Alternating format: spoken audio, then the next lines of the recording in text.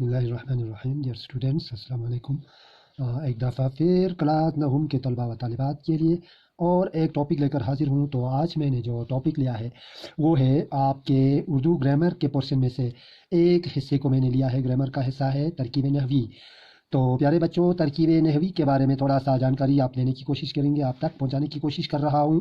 ترکیب نحوی کرنا بہت ہی کافی ٹف ٹاسک ہوتا ہے، اس کو سمجھنے میں بہت مشکل ہوتے ہیں. تو اس کو ڈیپلی ہمیں تھوڑا سا اس میں غور کرنے کی ضرورت ہوتی ہے اس میں، تو تھوڑا بہت آپ کو سمجھ میں آ جائے. تو ترکیب نحوی کرنے کے لیے سب سے پہلے یہاں پہ کچھ رولس ہیں، قواعد ہیں گرامر کے لحاظ سے، اس کو ہمیں خیال میں رکھنا ہے. تو قواعد یا گرامر کا وہ حصہ جس میں مرکب جملوں اور عبارتوں پر بحث ہوتی ہے. ترکیب نحوی کا مطلب یہی ہے. صرف اور نحو کی تعریف. علم صرف اور علم نحو. علم صرف کسے کہتے ہیں اور علم نحو کسے کہتے ہیں، تو اس بارے میں تھوڑی سی جانکاری یہاں پہ دینے کی کوشش کر رہا ہوں. علم صرف میں واحد الفاظ پر بحث کی جاتی ہے. علم صرف میں جو واحد الفاظ ہیں اس پہ ہمیں بحث کی جاتی ہے، اس پہ ہمیں ڈسکشن کرنا ہوتا ہے. اور علم نحوی میں مرکب الفاظ ہوتے ہیں جو دو لفظوں سے مل کر بنتے ہیں، یا مکمل جملے پر بحث کی جاتی ہے، یا جو مکمل جملے ہوتے ہیں اس پر بحث کی جاتی ہے، اس کو کہتے ہیں علم نحو. تو مرکب کا مطلب ہے مرکب دو لفظوں سے جو مل کر بنتے ہیں اس کو مرکب بولتے ہیں، کمپاؤنڈ ہم کہہ سکتے ہیں. دو یا دو سے زیادہ الفاظ کے مجموعے کو کلام کہلاتا ہے. تو مرکب یا کلام کی بھی دو اقسام ہیں. ایک ہے مرکب ناقص. وہ مرکب ہے جس میں کہنے والے کا مقصد پورا جو ہے نہ ہو، سمجھ میں نہ آئے، اور نہ سننے والے کو مطلب سمجھ میں آئے. یہاں پہ فعل مرکب یا مرکب ناقص ایسے مرکب کو کہتے ہیں جس میں کہنے والے کا مقصد جو ہے پورا نہ ہو، پورا مقصد ہمیں اس میں پورا نظر نہ آئے، اور نہ ہی سننے والے کو اس کا مطلب پورا سمجھ میں آئے، اس کو کہتے ہیں مرکب ناقص. اس کے بعد آتا ہے مرکب تام. فعل ناقص اس طرح ہوتے ہیں. مرکب تام دو یا دو سے زیادہ الفاظ کا مجموعہ ہوتا ہے جس سے کہنے والے کا مقصد پورا ہو جائے اور بات جو سننے والے ہیں اس کو بھی سمجھ میں آ جائے، اس کو کہتے ہیں مرکب تام. تو اس کے بعد آتے ہیں مثلا سعید آیا. اگزامپل کے ذریعے اگر ہم یہاں پہ سعید آیا، اکبر چلا گیا یا بارش ہوئی، تو اس سینٹنس سے ہمیں پورا مطلب واضح ہو جاتا ہے، سمجھ میں آ جاتا ہے. اس ٹائپ کے سینٹنس کو جو ہے وہ مرکب تام کہتے ہیں، جو پورا مطلب سمجھ میں آئے. اب اس کے بعد ہوتے ہیں جملے کے دو جز ہوتے ہیں، حصے ہوتے ہیں جن کا آپس میں گہرا تعلق ہوتا ہے. اس تعلق کو اسناد کہتے ہیں. اسناد مینس سند کو ہی کہا ہے. اسناد سرٹیفکیٹ کو کہتے ہیں.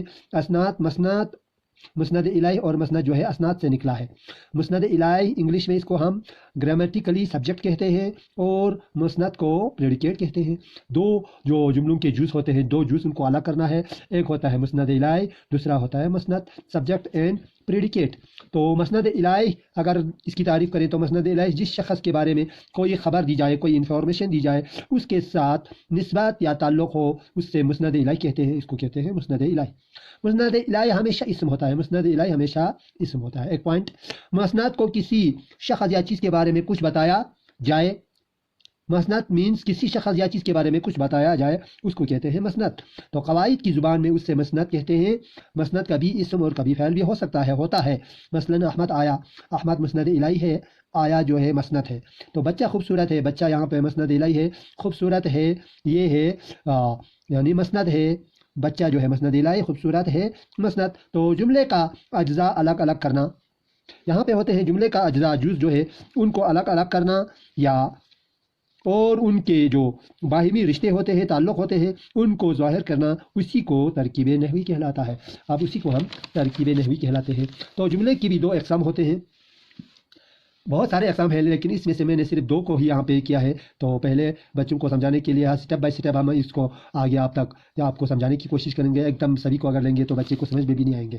تو جملے کے اقسام دو ہم نے لیا ہے. ایک ہے جملہ اسمیہ، دوسرا ہے جملہ فعلیہ. جملہ انشائیہ بھی ہوتا ہے اور بھی ٹائپ ہوتے ہیں.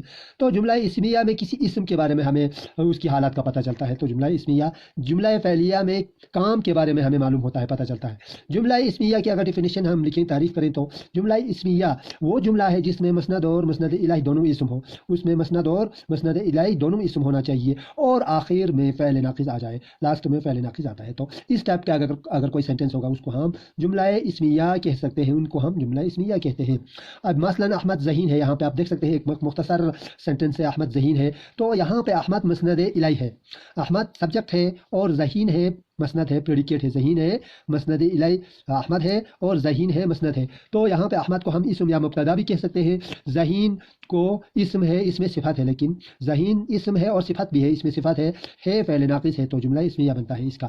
تو جملہ اسمیہ کے اجزاء، بہت سارے اجزاء ہیں، جز پارٹس ہیں اس کے حصے ہیں۔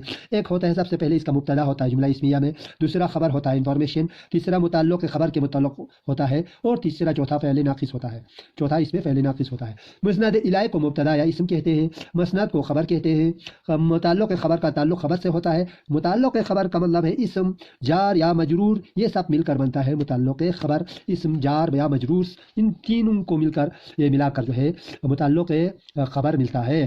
تو اس کے بعد ہوتا ہے چوتھا پارٹ ہے فعل ناقص، وہ فعل ہے جس کے ساتھ اسم ذات کا ذکر کرنے کے بعد، جس میں ذات کا تو ذکر ہوتا ہے، اس کے بعد جب تک دوسرا اسم کا ذکر نہ ہو تو اس کا مطلب ہمیں سمجھ میں نہیں آتا ہے، اس کو کہتے ہیں فعل ناقص۔ یہاں پہ ایک ایگزامپل کے ذریعے جملہ اسمیہ کی ہم اگر اس کی ترکیب نحوی کریں تو ہم یوں کر سکتے ہیں، اس طرح کر سکتے ہیں، زید بزدل تھا، یہاں پہ ان کو ہر ایک پارٹ جز کو ہم نے الگ الگ کیا، زید بزدل تھا، تین حصے ہیں اس کے، ان کو الگ، زید الگ کیا، بزدل ایک ہے اور تھا۔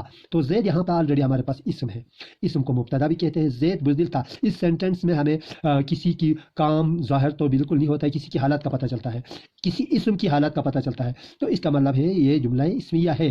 زید اسم ہے، مبتدا ہے، بزدل خبر ہے، اور یہاں پہ ہے تھا فعل ناقص، تھا فعل ناقص ہے، تو تینوں کو ملا کر یہ بنتا ہے جملہ اسمیہ۔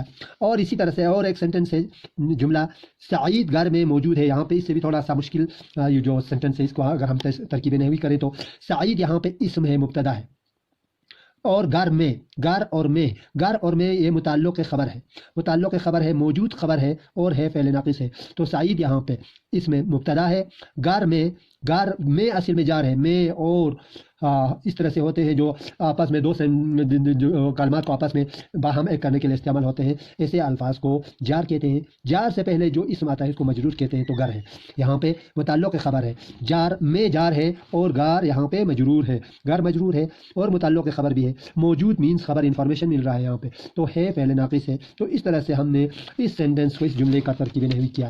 تو آج کا ٹاپک جو ہے ہم اسی پہ سمیٹیں گے، اسی پہ ہم اس کو یہاں پہ سمیٹیں گے۔ تو آنے والے سمے میں اور بھی گرامر کے یہاں پہ ترکیب نحوی کے کچھ جو قواعد رولس ہوتے ہیں اس کو لے کے پھر حاضر ہوں گے۔